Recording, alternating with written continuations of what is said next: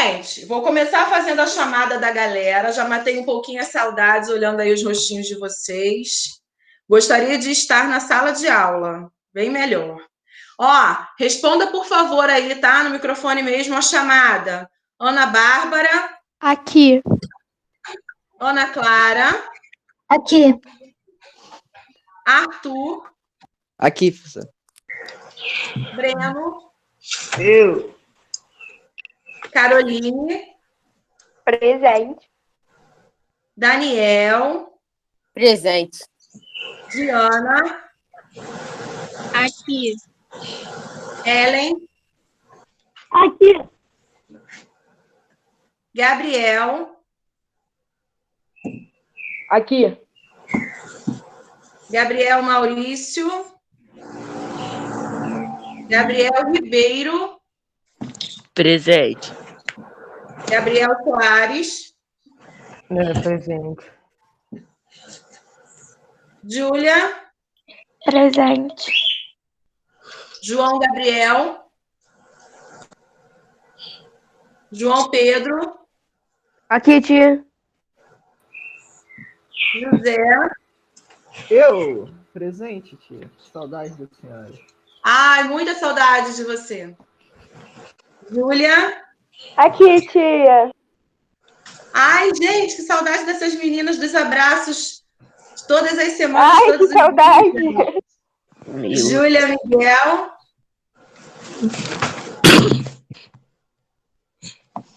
Júlia Paixão. Presente. Kemily. Presente. Laís. Lucas Felipe. Presente. Pedro Lucas. Presente. Pedro Vitor. Presente. Rafael. Aqui, tia. Rafaela. Presente. Ai, um beijo, lindona. Beijo na irmã também. Rebeca. Presente. Também. Renan. Presente. Renan, que saudade de você. Também tô com Sabrina. saudade. Aqui.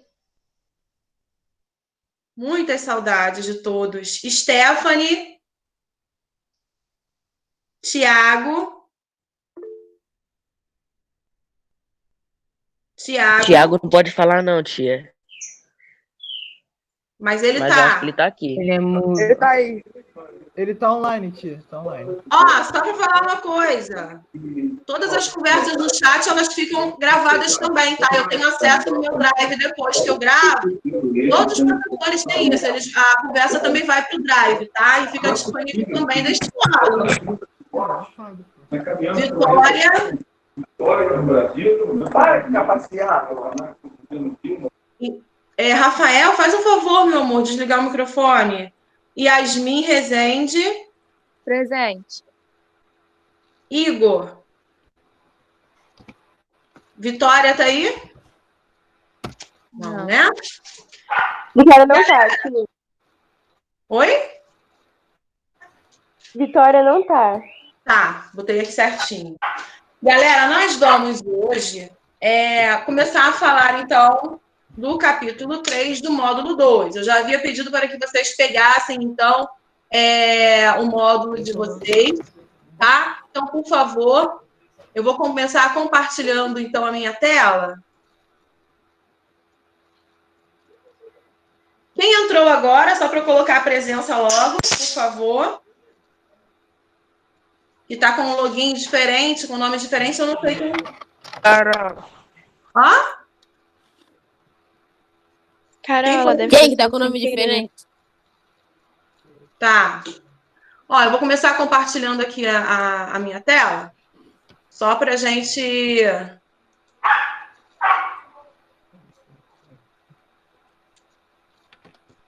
Vendo aqui nos slides, tá? Olha só. Lembrando que todas as conversas que a gente coloca aqui no chat, elas ficam gravadas. Tia, página 342. Nós vamos fazer o seguinte. Hã? É a página 342. Sim, 342, 344 também. Nós vamos fazer o seguinte: começar a falar sobre o território brasileiro, né? A gente já estudou no bimestre passado os povos que deram origem à população e os aspectos populacionais deste país, e hoje a gente vai começar a falar um pouquinho sobre o nosso território. Estamos falando aí do maior país da América do Sul. Então, o Brasil ele possui ao todo 8,5 milhões de quilômetros quadrados, e em relação à sua extensão territorial, é o 5º maior país do mundo, tá bom? Aí nós temos, então, um gráfico só para mostrar e exemplificar os países que são os maiores do mundo em extensão territorial. Em primeiro, a gente tem a Rússia, com mais de 17 milhões, seguidos do Canadá, Estados Unidos, China e Brasil, ok? Além de sermos o 5º maior em extensão territorial, também somos o 5º mais populoso. Agora a gente vai falar um pouquinho aqui sobre o que a gente chama de pontos extremos do Brasil. O nosso país ele apresenta em alguns pontos que ficam mais ao norte, mais ao sul, a leste e a oeste. Que pontos são estes? Olha lá. Ao norte, o ponto mais ao norte é a nascente do rio Ailã, que fica, então, no estado de Roraima. O ponto mais ao sul do nosso Brasil é o Arroio Chuí, no Rio Grande do Sul. O ponto mais a leste fica na Paraíba, que é a Ponta dos Seixas. E o ponto mais a oeste é a nascente do rio Moa, no Acre. Então, esses 4 pontos são chamados de pontos extremos do Brasil, tá? Agora, vamos localizar o Brasil no mundo. A gente tem aqui o planisfério. O nosso país, em relação ao meridiano de Greenwich, que divide o planeta em 2 hemisférios, hemisfério oriental e hemisfério ocidental, faz com que o Brasil se localize no hemisfério ocidental, tá? Em relação à linha do Equador, que divide o nosso planeta em 2 hemisférios também, norte e sul, nós vamos ter, olha lá, quase a sua totalidade no hemisfério sul e uma pequena porcentagem, menos de 10% do território brasileiro se localiza no hemisfério norte. Então, segundo os hemisférios, temos terras no hemisfério norte, sul e hemisfério ocidental, tá? Bom, esse mapa aqui fala e mostra para nós a América do Sul, que é uma porção do continente americano, né? Já sabemos que o Brasil é o maior país da América do Sul. E olha lá, o nosso limite continental é muito maior do que o limite oceânico, né? O que é um limite? O limite ele é estabelecido através de acordos e tratados entre os países e que determinam aí alguma área para delimitar essa divisão, onde termina um território e onde começa o outro. O limite, ele pode ser natural, ou seja, os países podem adotar como limites de um país e outro um rio, um relevo, né? Na região sul do Brasil, a gente tem aqui a divisa, né? Usando, então, o rio Paraguai, a gente também tem outros rios. A gente pode usar também um limite artificial, ou seja, algo que seja construído pelo ser humano. No continente americano, a gente tem o muro que separa o México dos Estados Unidos, é um limite artificial, tá certo? Então, olha só, todos estes países aqui fazem limites com o Brasil, de uma certa forma fazem limites. Bom, mas vocês já ouviram falar do termo fronteira. Fronteira não é sinônimo de limite? Não é a mesma coisa? Não, não é a mesma coisa, não. Fronteira é uma faixa de extensão, tá? Que vai se estender ao longo desse limite. Ela não vai ter algo físico, seja artificial ou natural, para identificá-la. É uma faixa, geralmente eles separam aí alguns quilômetros de extensão para colocar como fronteira, tá? Então, a fronteira continental aqui do Brasil também é maior do que a fronteira aqui relacionada ao oceano. De acordo com o mapa aqui, todos os países da América do Sul fazem limite ou fronteira com o Brasil? Quem pode me responder? Eu, não faz não. Quais são os países que não fazem? Chile, Equador e Chile. Chile e Equador. Chile e Equador são os únicos países da América do Sul que não fazem aí limite, não possuem áreas de limites com o Brasil. Isso aí mesmo, tá certo? Alguma dúvida do que seja limite e fronteira?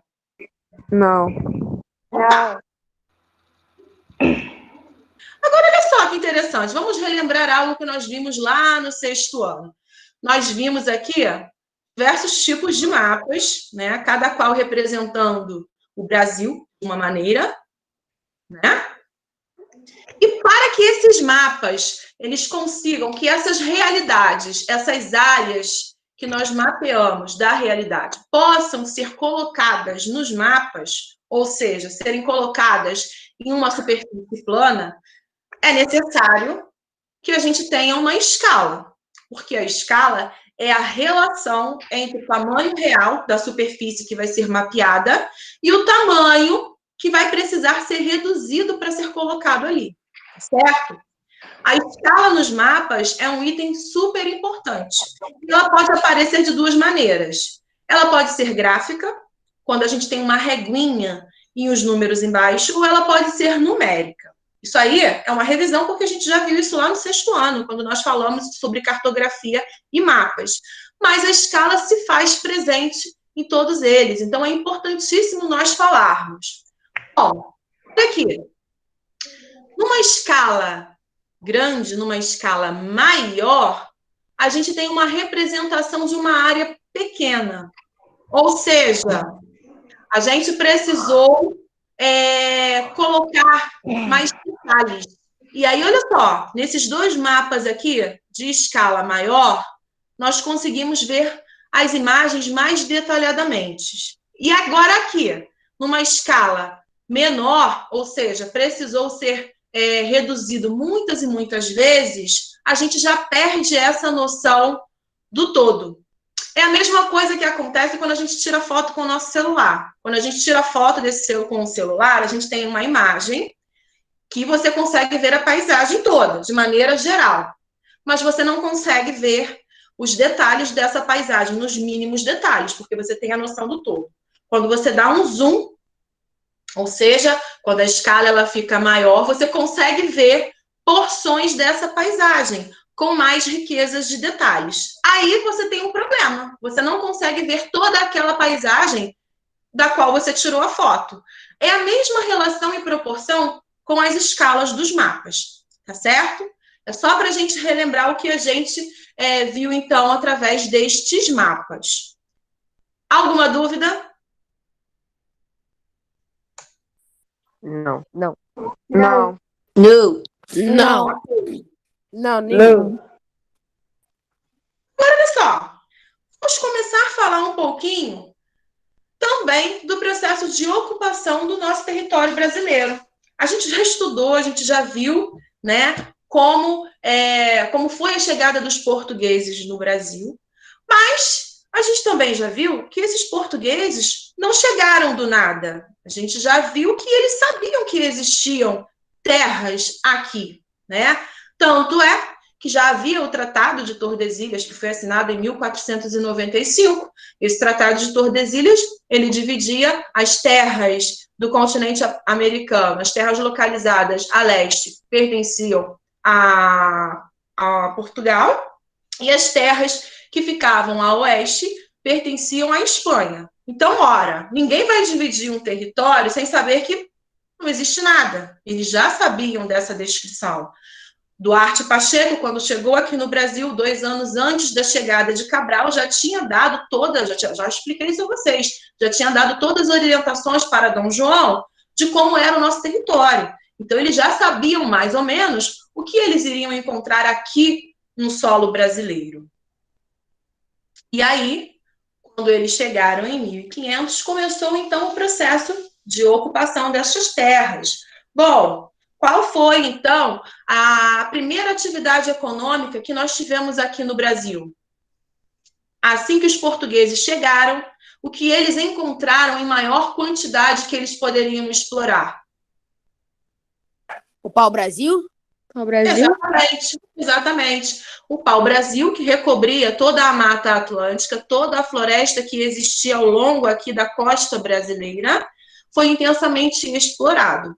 E ao longo desse processo de ocupação do território, os portugueses foram criando aqueles ciclos econômicos. Cada ciclo, eles acabavam explorando intensamente o produto. Quando esse produto começava a entrar num processo de escassez, de falta, eles buscavam outro produto. Então, assim foi ocorrendo ao longo da nossa história, visto que eles não tinham todo aquele território. Vocês vão perceber que a ocupação do nosso território começou, obviamente, pelo litoral, pela facilidade de acesso. Aqui, chegando pelo litoral, eles não encontrariam os espanhóis, que estavam ocupando essa região aqui e que poderia oferecer, então, alguma dificuldade de ocupação destas terras que pertenciam ainda aí ao território brasileiro. Então, eles foram ocupando, depois foram colocando e estabelecendo as capitanias hereditárias, doando aquelas terras aos portugueses, às pessoas de bem, que no caso eram pessoas de bens, que já tinham posses em Portugal, né? Não eram pessoas pobres de Portugal, já eram pessoas abastadas, que recebiam essas terras, e de uma vez só, Portugal ele conseguia, então, resolver 2 problemas. Impedir, então, que as terras fossem ocupadas por povos diferentes, né?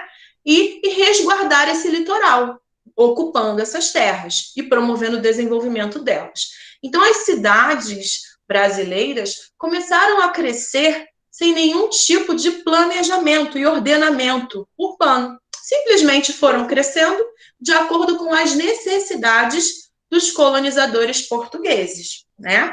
Então, por isso que, na atualidade, nós temos aí cidades e diversos problemas relacionados à urbanização, porque nós não tivemos, desde lá do nosso passado, desde o processo de colonização, nenhuma forma de planejamento, como nós temos em algumas cidades europeias, onde os governos ficam preocupados com o crescimento desordenado delas. Por quê? Porque se começar a inchar e aumentar o número da população numa esfera muito maior, eles vão deixar de fornecer a essa população uma infraestrutura que eles já fornecem. Educação, saúde, segurança. Aqui a gente não consegue fornecer, porque realmente as cidades são muito inchadas, né? Apresenta aí um grande número da população.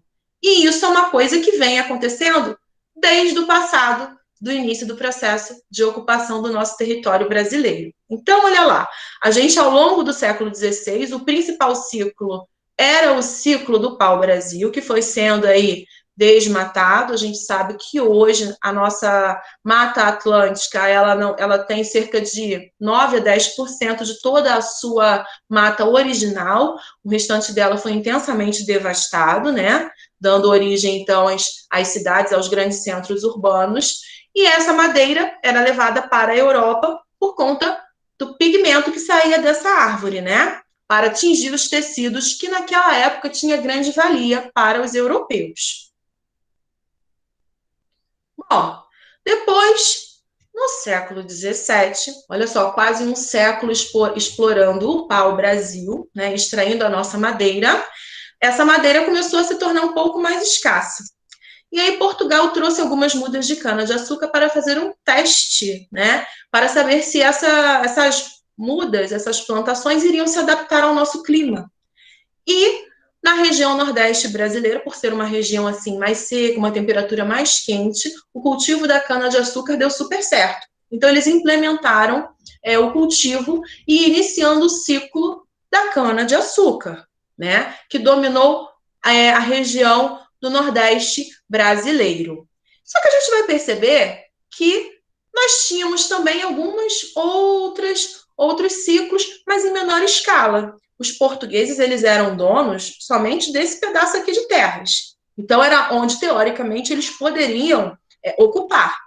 Mas olha só, toda essa região aqui em verde, alguns portugueses começaram, então, um processo de incursões pelo território brasileiro e encontraram a região da floresta amazônica e começando aqui a exploração do que nós chamamos de drogas do sertão, que são algumas especiarias que, na época, tinham muito valor agregado, canela e outras coisas, né, que tinha muito valor agregado para eles, para utilizarem nas suas alimentações. Antes, eles tinham que ir às Índias para isso. Então, eles começaram a desenvolver, então, esse ciclo aqui também, concomitantemente, ou seja, juntamente com o ciclo da cana-de-açúcar. Além do ciclo da cana-de-açúcar, a gente tem também o ciclo da pecuária, para ser desenvolvido nessa região também, para fornecer, então, os alimentos para as pessoas que trabalhavam também no engenho. Então, nós vamos começar uma diversificação também dos ciclos econômicos no território brasileiro, tá certo? À medida em que eles foram entrando no território, né, adentro, o Tratado de Tordesilhas, ele vai ser alterado, tá? E no ano de 1750, eles assinaram o Tratado de Madrid com a Espanha, e o nosso país, olha lá, vai ter, então, uma configuração muito próxima do que nós temos na realidade, tá? Então, esse domínio deste território passará a ser de Portugal, o domínio aqui da região da Amazônia e as áreas também mais ao sul e centro-oeste brasileiro, tá certo?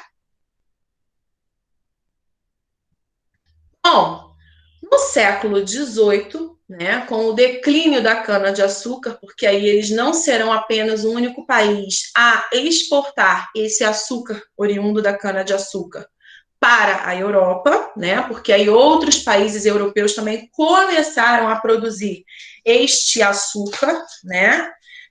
Por que esse açúcar oriundo da cana-de-açúcar tinha um alto valor agregado? Porque antes disso, você não tinha algo para adoçar aí, né, as suas bebidas. Café, imagina, café sem açúcar, que horrível.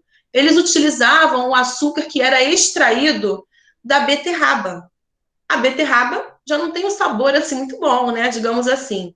E extrair esse açúcar era um açúcar que também não era muito saboroso, mas que, por eles não terem nenhum outro tipo de açúcar, eles acabavam utilizando. Então, naquela época, com a descoberta aí da cana-de-açúcar, da produção do açúcar, foi uma revolução. Então, os países acabavam por comprar por conta da facilidade, né, e também do sabor ser melhor do que o açúcar extraído da tal beterraba, tá?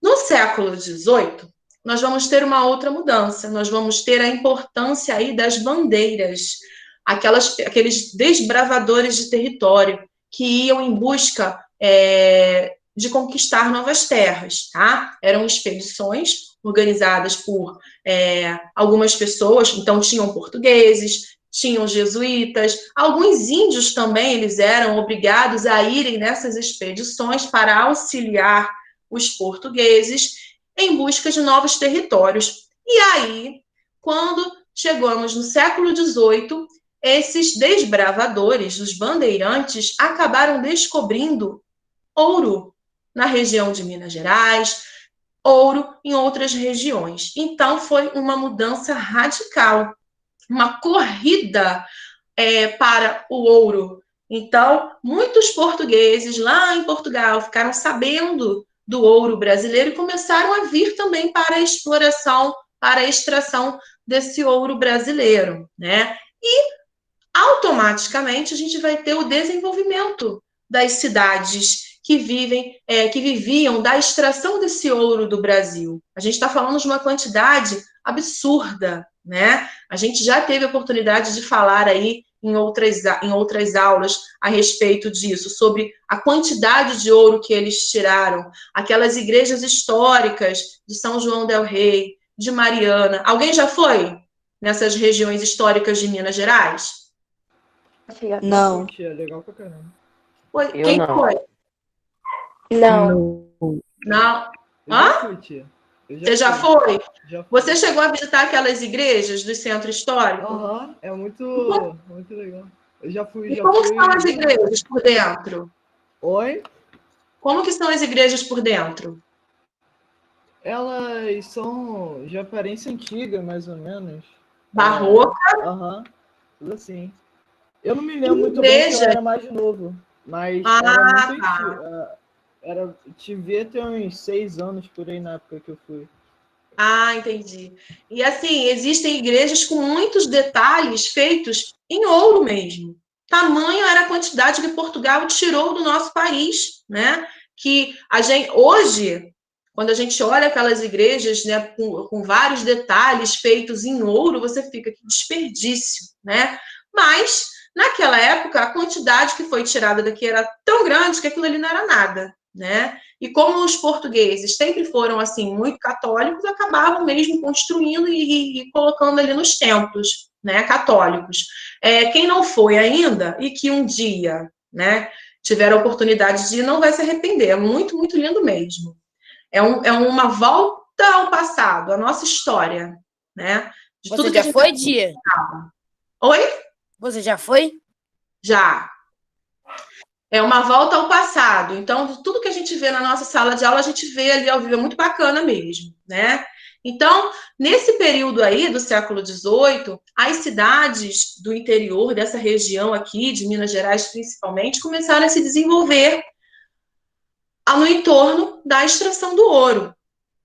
Bom, ao longo dos séculos, né, as estradas que foram sendo construídas, as linhas ferroviárias que foram sendo construídas, não eram para interligar o território, era simplesmente para interligar a região produtora com as áreas aqui litorâneas, para serem levadas para Portugal. Aqui na região de Minas Gerais, começou um processo um pouquinho diferente. Foram se desenvolvendo estradas, ferrovias, foram se desenvolvendo as cidades para também exportar. Mas aí a gente começou um núcleo urbano, um desenvolvimento aqui em relação às cidades, tá certo? Não é à toa que nesse século aqui a gente vai registrar uma grande entrada dos imigrantes europeus para também ficarem aqui na extração do ouro e, posteriormente, para trabalharem nas fazendas de café, já no final do século XVIII e início do século XIX. Olha lá, no século XIX, nós vamos ter esse panorama de extração de produtos do nosso Brasil. Ainda é um país que vive essencialmente da agricultura, né, de atividades extrativistas, tudo ligado ao setor primário. Atividades também ligadas à pecuária, todas elas ligadas ao setor primário. Mas nós vamos ter uma diversificação muito maior. Aqui no século XIX, a gente já vai ter um outro tipo de ciclo econômico. Aqui, a cana-de-açúcar ela vai perder um pouco de espaço, aumentando o espaço de ocupação das atividades ligadas à pecuária. A gente ainda vai ter ouro, extração de ouro nessas áreas aqui. E vamos ter aqui um produto diferente que não tinha antes, o café. No século XIX, o Brasil ele já vai ser independente. Então, o café é o primeiro ciclo do Brasil independente, tá certo? Bom, e vai se desenvolver nessa região sudeste por questões naturais. O clima, o solo da região, totalmente propício para este tipo de cultivo. E aí nós vamos ter uma nova onda de entrada de imigrantes que irão trabalhar nas fazendas produtoras de café, né? Neste período aqui, os escravos africanos, eles já estarão libertos, né? Eles não estarão mais sendo escravos.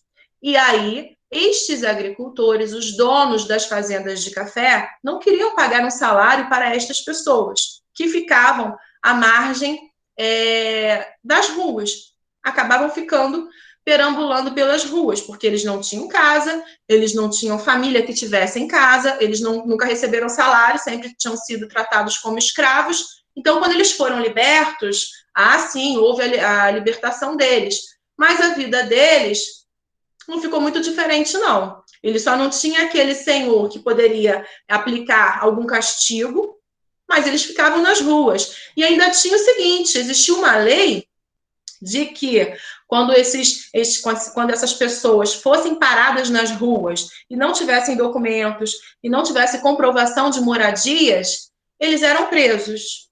Ora, se os escravos chegaram aqui no território brasileiro sem documento algum, porque eles foram simplesmente trazidos como escravos, como é que eles iam ter documentos? Como é que eles iriam ter casas? E muitos acabavam sendo presos mesmo. Então, não mudou muita coisa, né, com a libertação desses escravos.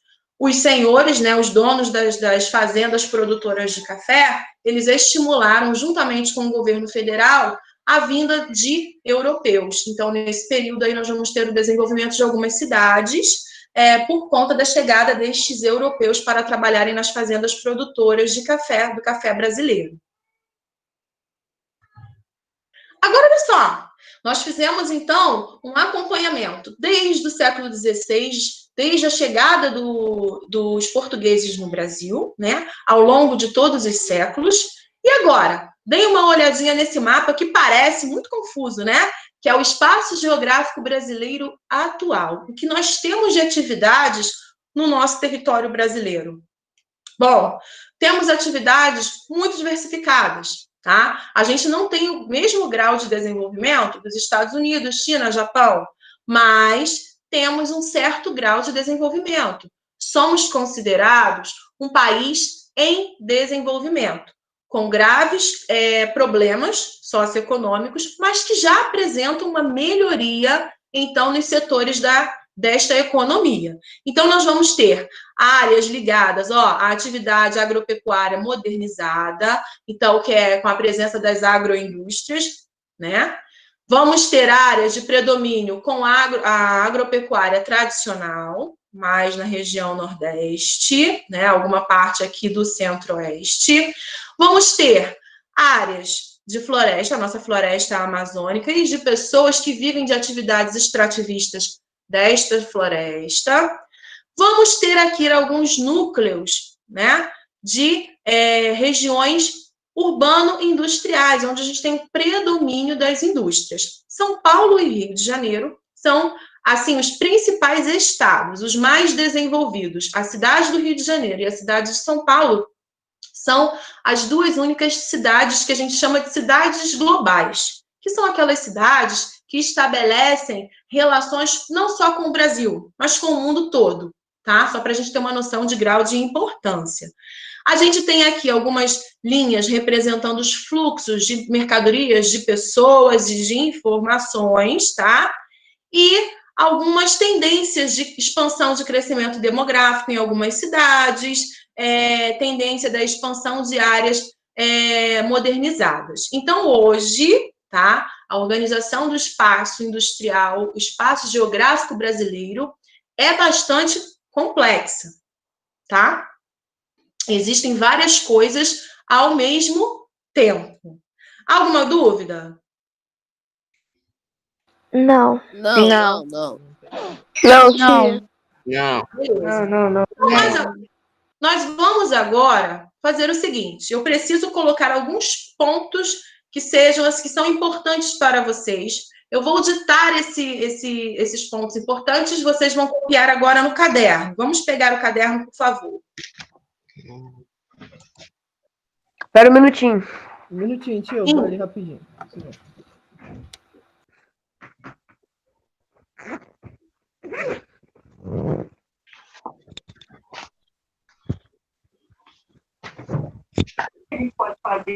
Tá saindo áudio? Tá. Coloque a data de hoje.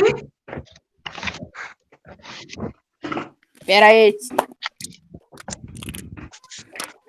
Tô esperando. Tá bom.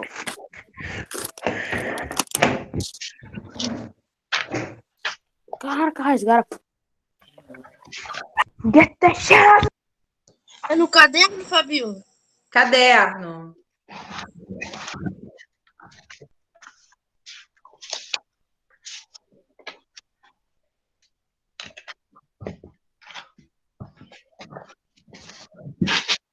Que xuxi. Xuxi. Ó, tem alguém aí com o microfone ligado e fica dando aí alguma chiadeira aqui pra gente. Vocês vão colocar aí como título, coloquem a data de hoje, por favor.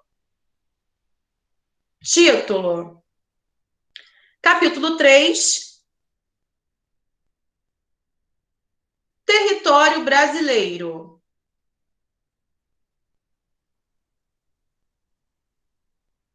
Capítulo 13, o quê? Território brasileiro.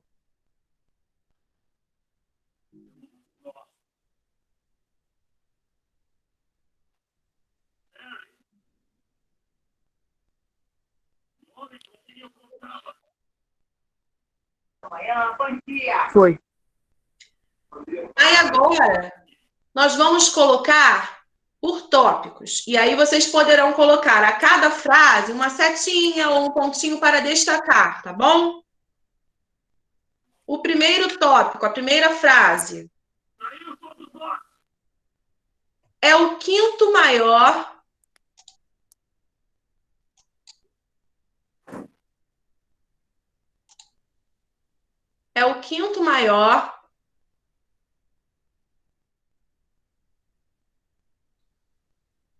país do mundo.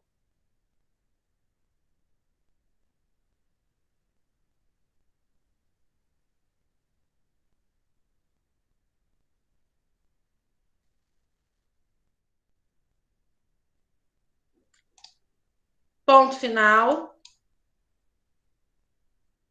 Repetindo a frase aí. É o quinto maior país do mundo. Ponto final.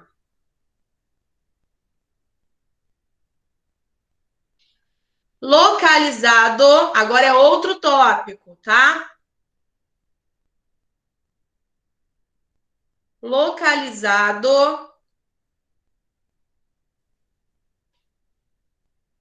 Tia, você pode repetir, por favor, que eu não estava achando essa matéria. Tá. Localizado. Tia, esse localizado por uma linha? Não. Logo abaixo da frase. Eu pulei. Agora pulou, não tem problema. Agora vai ficar assim, né? Vai ter que seguir assim, mas não precisa. Localizado nos hemisférios, com H, hein, povo? Localizado nos Hemisfério hemisférios. de acento onde? Oi? Hemisfério tem acento? Sim, no fé. Valeu. Hemisférios. 2 pontos.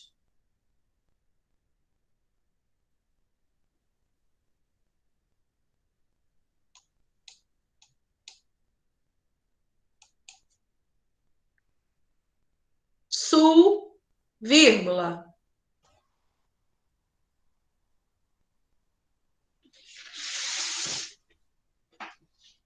Norte, O que depois de hemisférios? você vai escrever, Lucas, sul, vírgula, norte,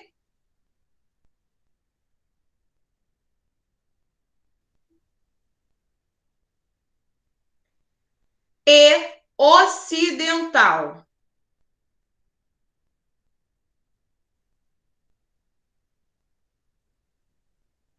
Repete a última parte, por favor. E ocidental. Tia Fabiola, é sul, norte e ocidental? Isso. Ok, legal. ponto final, outro tópico.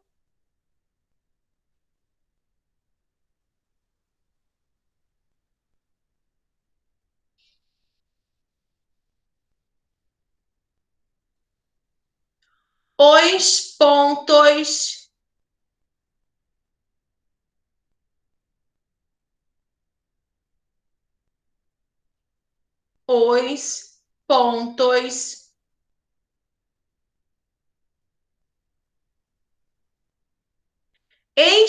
extremos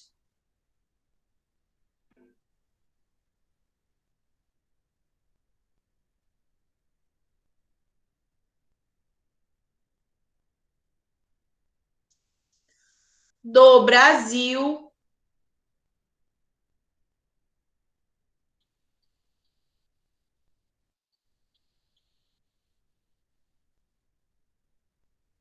são, dois pontos,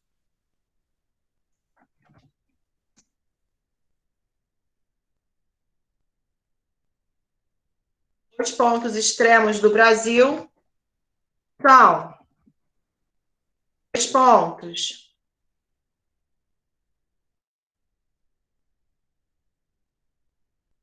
Tia, repete de novo. Os pontos extremos são. Os pontos extremos do Brasil são. Aí tá lá, ó. Botei bem no chat. Monte Caburaí, em Roraima. Só olhar ali no chat. Monte Caburaí, em Roraima.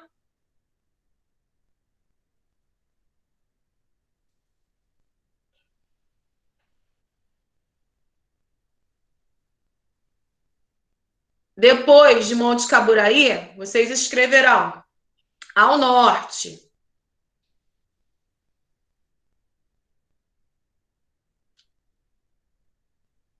Ao norte. Vírgula.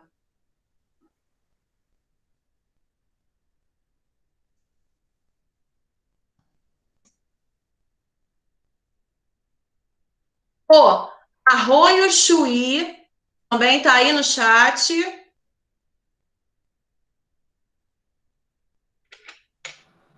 Ô tia, a Serra da Contamana também tá. É pra gente botar? Não.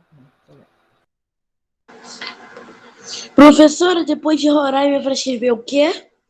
Vai botar vírgula e vai escrever Arroio Chuí. Lucas, está bem no chat.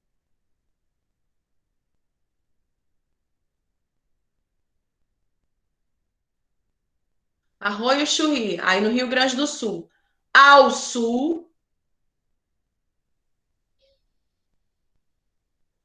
vai colocar aí Arroio Chuí. Ao sul,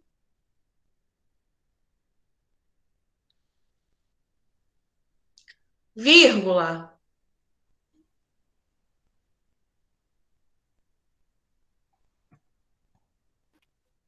Tia, depois de Arroio Chuí é o quê? Ao sul.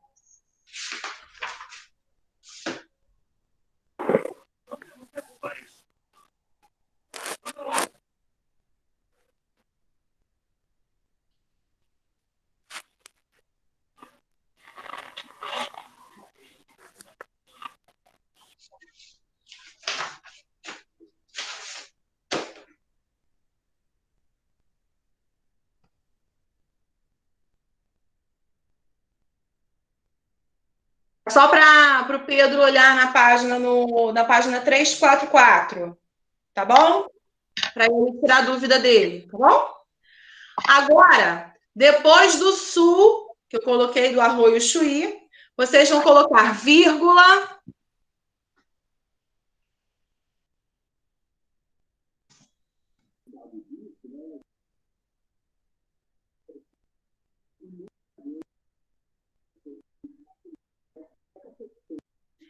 Depois do sul, vírgula. Ponta do Seixas, na Paraíba.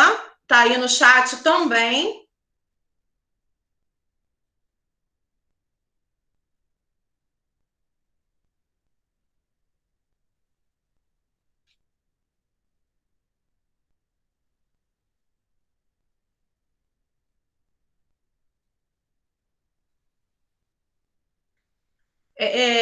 Pedro, você está confundindo a Serra da Contamana com o morro, com o Monte Caburaí. O Monte Caburaí fica no extremo norte. Essa Serra da Contamana é onde tem a nascente do rio Ailã, que é o ponto mais a oeste do Brasil, tá bom? Não confunde não, tá? Depois ao norte, eu coloquei, tô repetindo aí, tá? Para o colega. Depois do norte, vírgula, o Arroio Chuí ao sul, vírgula, Ponta dos Seixas, na Paraíba, a leste. Complementem aí, por favor. Pois é, eu vi que você se confundiu aí. Ponta dos Seixas, na Paraíba, a leste.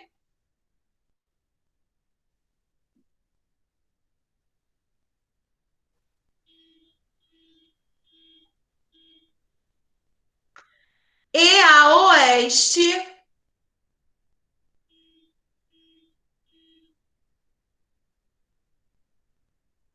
E a oeste.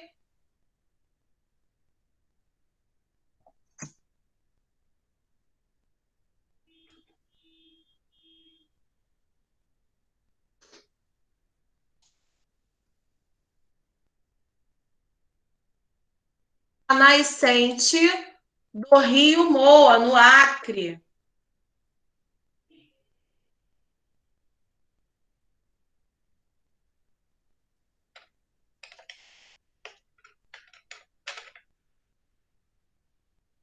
E a oeste, a nascente do Rio Moa, no Acre.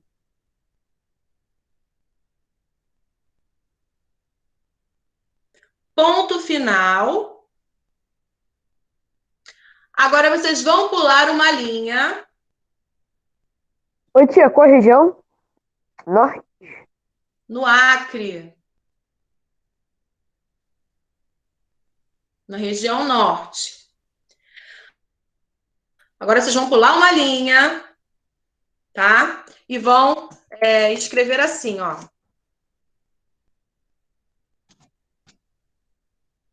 No caderno. Limite versus fronteira. Como, tia? Não entendi. Ó, tá aí no chat. Vocês vão pular uma linha depois que vocês acabaram lá aquela frase e vão escrever limite versus fronteira. Da mesma maneira que está escrito aqui no chat. Tá bom, tia, obrigada. O significado de cada um, tá bom? Tá bom. Deixa um espaço, porque vocês vão colocar embaixo da palavra limite o conceito do que é limite. E embaixo de fronteira, o conceito de fronteira, tá bom?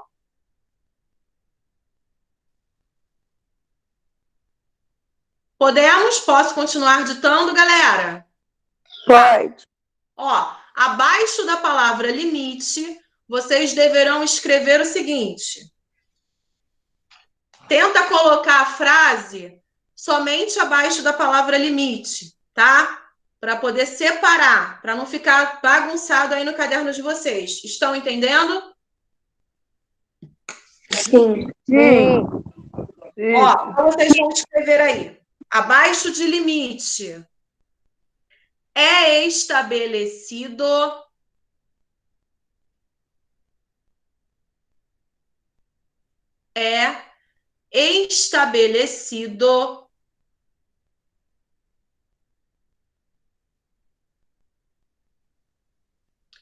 através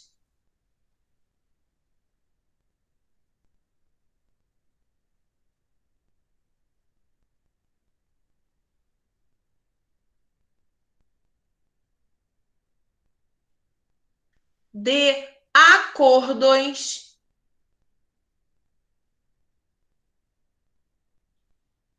ou tratados Tia, repete de novo, através de quê? Tá, vou repetir tudo.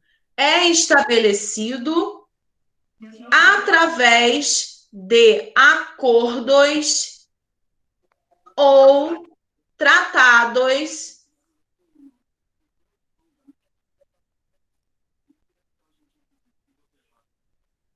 entre os países.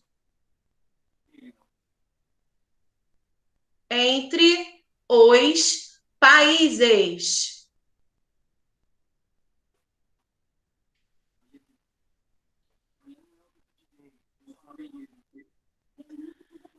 Ponto na mesma linha. Podem ser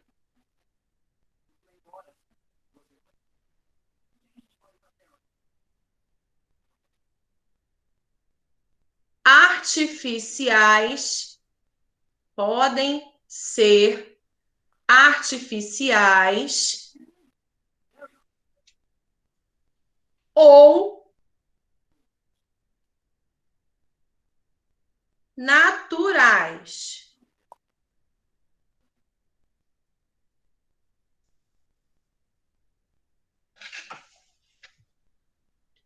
Ponto final. Encerramos o conceito de limite.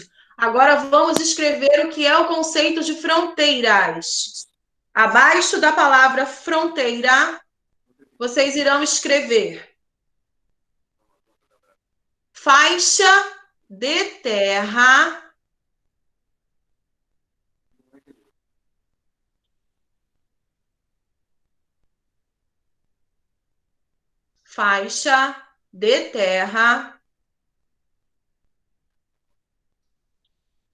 que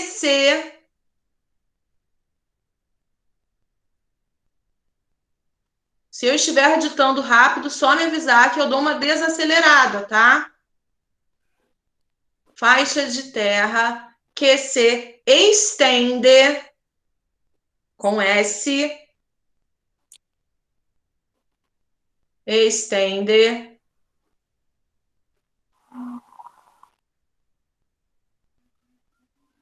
ao longo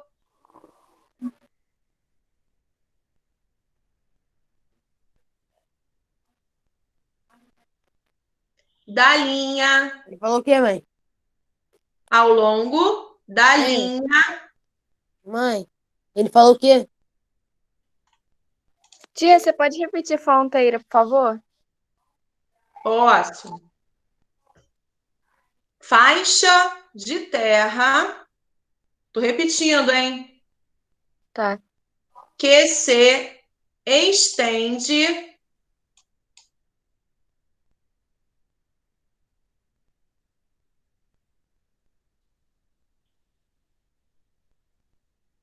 ao longo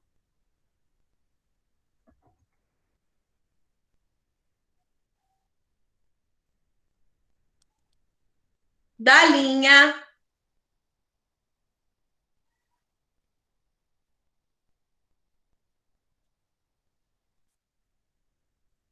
do limite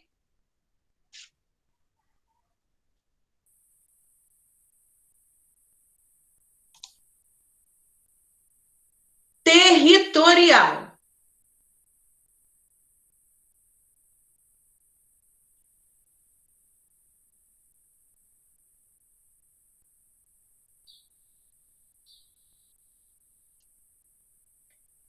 Ponto final dessa primeira parte aí desses tópicos do que a gente falou. Agora, eu quero que vocês abram o livro aí na página 346. Página 346 do Ô, tia, eu esqueci meu livro em casa. Professora? Professora, Oi, que horas que termina a aula hoje? agora 10h20. Ah, Na página 346, nós temos, então, o mapa da extensão das fronteiras do Brasil, né? Vocês estão vendo aí. Quem esqueceu o livro em casa vai anotar isso aqui, porque é só 2 perguntinhas que a gente vai responder agora juntos, tá? Tranquilo. De acordo com o mapa, qual é a fronteira brasileira mais extensa, a terrestre ou a marítima? Olhem bem aí no mapa. Qual é a fronteira que é maior? A terrestre ou a marítima? Terrestre. É a terrestre. Então, vou ter... Terrestre. Qual é a página mesmo? Oi? A página qual é? 346, Lucas. É a fronteira terrestre. E, por último, com qual dos países o Brasil possui a maior extensão de fronteira? Dá uma olhada aí, rapidinho. Bolívia ou Peru? Olha bem. Fabio, Peru, tia. Oi? Bolívia. essa pergunta pra mim, por favor. Peru, É a Bolívia, tia. Bolívia. Bolívia. O país que apresenta a maior extensão aí de fronteira com o Brasil é a Bolívia. Podem escrever aí. E, por último, qual é o que tem o menor? Argentina. Não. Suriname. Guiana Francesa. Perfeito. Suriname. Então, a resposta é Suriname. E para a semana, vocês irão fazer a página 347 e 349. Tá bom? Aham. Página 347 e 349. Tia, sua aula não vai até 11h20, Ok. Não, 10 e 20. Não, acaba agora. Tem outra, José, depois dela. Tá bom? Não tem, não. Acaba com ela. Tia, quais são as páginas que é pra fazer? É só a segunda e quarta que acaba às 11h20. Ah, tá. Beijão, tia. Achava que acabava mais tarde a aula. Tchau. Tia, Também. eu tenho que desligar por causa da bateria. Tá bom, Lucas. Beijo. Até semana que vem.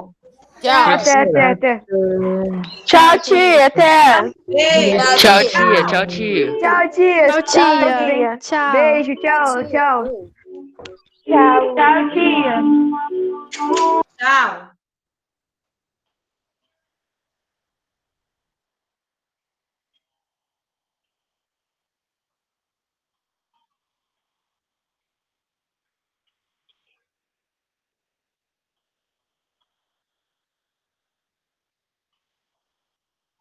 Professor, Oi. já fez a chamada? Eu já fiz a chamada no início da aula. É que no início, meu notebook desligou sozinho. Ó, seu nome. João Gabriel. Ah, tá. Beleza. Tá bom, então. Tchau, beijo.